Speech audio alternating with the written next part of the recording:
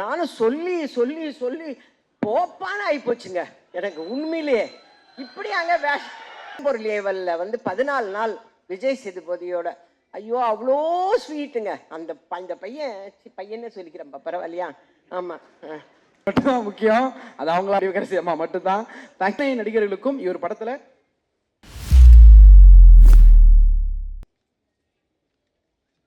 திட்டுறாரு தம்பி, ரொம்ப லேட்டாக வந்துட்டீங்கன்னு. அனைவருக்கும் வணக்கம். கருடன் இசை வெளியீட்டு விழாவுக்கு வந்திருக்கும் அனைத்து நல்ல உள்ளங்களுக்கும் என் அன்பார்ந்த வணக்கத்தையும் நன்றியும் தெரிவித்துக் கொள்கிறேன். இப்போ மேடையில் உட்கார்ந்துருக்கிறது அத்தனை பேரும் என் பிள்ளைங்க தான். அதுவும் என் ஃபேவரட் பிள்ளைங்க எல்லாருமே இருக்காங்க.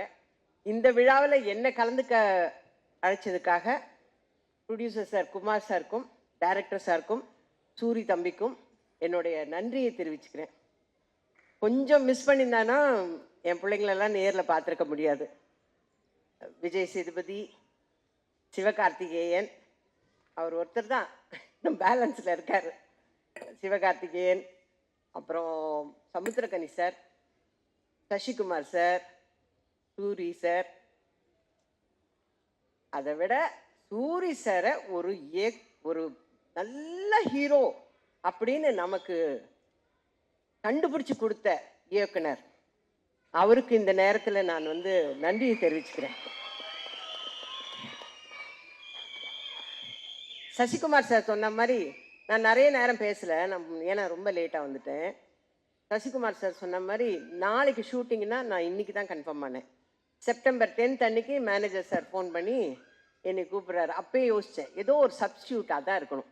பரவாயில்ல, பிரபஞ்சம் வந்து நமக்கு வந்து ஒரு அதிர்ஷ்டத்தை கொடுக்குது, அதை வேண்டானே சொல்லக்கூடாதுன்னு, ஓகே சார் நான் இப்படியாவது காரில் கிளம்பி கும்பகோணம் வந்துடுறேன் அப்படின்னு சொன்னேன். 2 மணி கால் ஷீட். செப்டம்பர் 11 அன்னைக்கு நான் போய் கோவிலில், நல்ல சகுனம் பாருங்கள், நான் கோவிலில் தான் வந்து இயக்குனரை மீட் பண்ணேன். நான் அவருக்கு முதல்ல எடுத்தோன்னே தேங்க்ஸ் தான் சொன்னேன். இந்த கேரக்டருக்கு என்னை செலக்ட் பண்ணதுக்காக ரொம்ப நன்றிங்க சார். ஏன்னா இப்போ இருக்கிற யங்ஸ்டர்ஸ் எல்லாம் எங்களுக்கெல்லாம் வாய்ப்பு கொடுக்குறாங்கன்னா அது மிகப்பெரிய அதிர்ஷ்டம் எங்களுக்கு. அதனால் நன்றி சார்ன்னு நான் ஃபஸ்ட்டு எடுத்தோன்னே அவருக்கு தேங்க்ஸ் சொன்னேன். அப்புறம் கதையெல்லாம் கேட்குற அளவுக்குலாம் கிடையாது, நம்ம சொன்ன கேரக்டர் இந்த மாதிரி நாங்கள் ஓகே, அவ்வளோதான். எனக்கு எதுவுமே தெரியாது. நான் வந்து கேரளாலேருந்து வந்திருக்கார்ல அந்த தம்பியோட அப்பத்தான், அவரோட ஃப்ரெண்டு சூரி சார், அவங்க 2 பேருக்கும் ஃப்ரெண்டு சசிகுமார் சார். எனக்கு அங்கே போனதுக்கப்புறம் தான் தெரியும் சசிகுமார் சார் இருக்காரா, ஹை அப்படின்னு இருந்தது. அதுக்கப்புறம் சமுத்திரக்கனி சார் வரார், ஆனால் காம்பினேஷன் இல்லைன்னு வச்சுக்கோங்க. நாங்கள் வேற ஒரு படத்தில் காம்பினேஷனில் நடிச்சிட்டோம். அப்படியா? இப்போ வந்து அப்போ தான் சொல்கிறாங்க சூரி சார் இந்த படத்தில் ஹீரோ. அப்படியா? எல்லாமே ஒரு ஆச்சரியக்குறியிலே நான் கேட்டுட்டு நடிக்க ஆரம்பித்தேன். அந்த படம் நடித்தேன்னு சொல்கிறத விட வேலை பார்த்தேன், அவ்வளோதான். அதில் டைரக்டரோட இன்ஸ்ட்ரக்ஷன் தான், ஒரு ஹேண்ட்பேக் எல்லாம் மாட்டிக்கணும், வாட்ச் கட்டிக்கணும், இதெல்லாம் வந்து டைரக்டர் தான் வந்து ஃப்ரேம் பண்ணார். நான் அவர்கிட்ட சொல்லிட்டேன், நான் பிளாங்காக வந்திருக்கிறேன் சார், நீங்கள் என்ன சொல்கிறீங்களோ அதை செய்கிறேன் அப்படின்னு. வில்சன் சாரோட நான் ஏற்கனவே அவரோட ஃபஸ்ட்டு படம் சுந்தரபுருஷனில் நான் ஆக்ட் பண்ணியிருக்கேன். அவரோட படம் ரிலீஸ் அப்போ நாங்கள் எல்லாரும் பொள்ளாச்சியில் படம் பார்க்குறோம். ஒரு மேகம் ஷார்ட் போட்டதுக்கு அந்த தேட்டரே கிளாப் பண்ணியே அடங்கலை அந்த சாங்கில். ஞாபகம் இருக்கா சார்? ஓகே, நான் தான் சார் சொல்றேன். அந்த அவரோடைய மறுபடியும் நான் போய் நடிக்கிறேன். நான் அவரை பார்த்தோன்னே சொல்லிட்டேன், ஓகே நோ மேக்கப். அப்பா, அங்கே ஒரு பெரிய ரிலீஃப். ஏன்னா மேக்கப் போட விட மாட்டார், லிப்ஸ்டிக் கூட போட விட மாட்டார். அந்த அளவுக்கு ஒருத்தருமே போடக்கூடாது. ஹீரோயின் போட்டு வந்து உட்கார்ந்தது அப்பயே நான் நினச்சேன், இதை தொடக்க சொல்ல போகிறாருன்னு. அதே மாதிரி தான் நடந்தது. ஆனால் ஸ்க்ரீனில் பாருங்கள் அவ்வளோ அழகாக இருக்கும் எல்லாமே. இந்த படம் நடிச்சிட்டு இருக்கும் போது ஒரு நாள் நான் வந்து விடுதலை படத்தை வந்து ஜீ தமிழில் பார்த்தோன்னே நான் பார்த்துட்டே இருந்தேன். என் வீட்டில் தான் பார்க்குறேன். நான் எந்திரிச்சு நின்றுட்டேன். இது சூர்யா, இது சூர்யா, இது அவ்வளோ ஆச்சரியமாக இருந்தது. ஏன்னா நான் அவர் கூட விருமன்லாம் பண்ணும்போது காமெடி தான், நிறைய படங்களும் பார்த்துருக்கேன். சூர்யா, இது சூரிய, நம்ம தப்பாக பார்க்குறோமோ அப்படின்னு சொல்லிட்டு கூட நான் கிட்ட போய் பார்க்குறேன். அவர் அந்த வாத்தியார் விஜய் சேதுபதியை பிடிச்சி கொடுக்கணுங்கிறதுக்காக இங்கேருந்து ஜம்ப் பண்ணுறாரு, அங்கேருந்து ஜம்ப் பண்ணுறாரு. எனக்கு ஆச்சரியமாக போச்சு. அடுத்து 2 நாள் கழிச்சு அவரை மீட் பண்ண உடனே நான் கட்டி பிடிச்சிக்கிட்டேன். எப்பா நீயாப்பா இப்படி பண்ண, எப்படிப்பா அந்த டைரக்டருக்கு தோணுச்சு? நீங்க வந்து ஒரு நல்ல ஹீரோவா வர முடியும், ஒரு கதைக்கு மெயினான கேரக்டர் நீங்க பண்ண முடியும், எப்படிப்பா அந்த டைரக்டருக்கு தோணுச்சுன்னு நான் திரும்ப திரும்ப அதையே தான் கேட்டுட்டு இருந்தேன். நான் சொன்னேன், அவரை என்னைக்கு மீட் பண்ணாலும் நான் சொல்லுவேன், சார் உங்களுக்கு எப்படி சார் அவரு தான் இந்த கேரக்டருக்கு சூட் ஆவார்னு எப்படி சார் தோணுச்சு உங்களுக்கு அப்படின்னு நான் அவர்கிட்டே சொல்லிட்டு இருந்தேன். அதே மாதிரி நடிக்கும் போது ஒரு குடிக்கிற சீன் மாதிரி ஏதோ ஒன்று வச்சிருந்தார் சார். அதில் நடிச்சிட்டு இருக்கும்போது சூரி சார் கொஞ்சம் காமெடி பண்ணா கூட எனக்கு சூரி தெரிய வேணாம். ஏன் டைரக்டர் சூரி தெரிய வேணான்றாங்க? சூரியா தானே தெரிவார், ஏன் வேணாங்கிறாரு? எனக்கு அதெல்லாம் புரியல. ஏன்னா நான் கதையே கேட்கல, நமக்கு சொல்லவும் இல்லை. டக்கு டக்குன்னு சொல்லுவார் டைரக்டர், சூரி தெரிய வேண்டாம், எனக்கு சொக்கன் தான் தெரியணும், சொக்கன் தான் தெரியணும், சூரி தெரிய வேணாம்மா. என்ன ஏன் அப்படிங்கிறதுக்கு காரணம் தெரியல. ஆனால் இப்போ இவங்க எல்லாம் பேசுனதை வச்சு இப்போ எனக்கு தெரியுது. அதே மாதிரி fight, night effect fight, morning எல்லாம் சீன் எடுத்து நிற்பாரு. அப்போ பாவமாக இருக்கும். அவர் பாட்டுக்கு ஜாலியாக ஏதோ காமெடி பண்ணிட்டு அப்படி ஓடி நின்றவரை புழிஞ்சிட்டாங்க, நல்லாவே புழிஞ்சாங்க. அது நல்லா தெரிஞ்சது எனக்கு, நல்லா புழிஞ்சு எடுத்துட்டாங்க. அதே மாதிரி சசிகுமார் சார் வரும்போதெல்லாம் எங்கள் வீட்டில் என் தங்கச்சி சொல்வா, சசிகுமார் சார் படம்னா எனக்கு ரொம்ப பிடிக்கணும், அவள் எத்தனை தடவை போட்டாலும் உட்காந்து பார்ப்பா. நான் சொல்லுவேன், இதை தான் போன வாரம் பார்த்தல, அதையே உட்காந்து, இல்லை எனக்கு அவரை பிடிக்கும். அதனால நான் சொன்னேன் ஃபோனில், இந்த மாதிரி சசிகுமார் சாரோட நடிக்கிறேன் அப்படின்னா, ஐயோ தயவு செஞ்சு அவரோட நின்று ஃபோட்டோ எடுத்துன்னு. எனக்கு கூச்சமாக இருக்குது அவங்கக்கிட்ட போய் ஒரு ஃபோட்டோ எடுக்கணும் தம்பி, ஒரு ஃபோட்டோ எடுக்கணும் தம்பின்னு எப்படி நம்ம கேட்குறது அப்படின்னு. அப்புறம் சொல்லிட்டேன், என் தங்கச்சிக்கு உங்களை ரொம்ப பிடிக்கும், அதனால் உங்களோட ஒரு ஃபோட்டோ எடுக்கணும்னு. அந்த ஷூட்டிங்கே வந்து நான் ரொம்ப ஜாலியாக இருந்தேன். எனக்கு கடைசி வரலாம் குமார் சார் தான் ப்ரொடியூசருங்கிறதே தெரியாதுங்க. டப்பிங்கு போகும்போது தான் எனக்கு தெரியும்.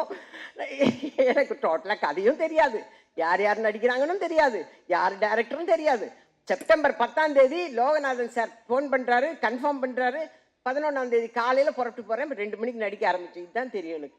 டோட்டலாக எனக்கு எதுவுமே தெரியாது. ஆனால் ரொம்ப சந்தோஷமாக இருந்தேங்க, ரொம்ப. அதாவது என்னோட அசிஸ்டண்ட்டே சொல்லுவான், ஐயோ இந்த படம் சீக்கிரம் முடிஞ்சிடுச்சம்மா, இதுக்கு மேலெல்லாம் நம்மளை வச்சு வேலை வாங்க மாட்டாங்க அப்படின்னு சொல்லுவேன்.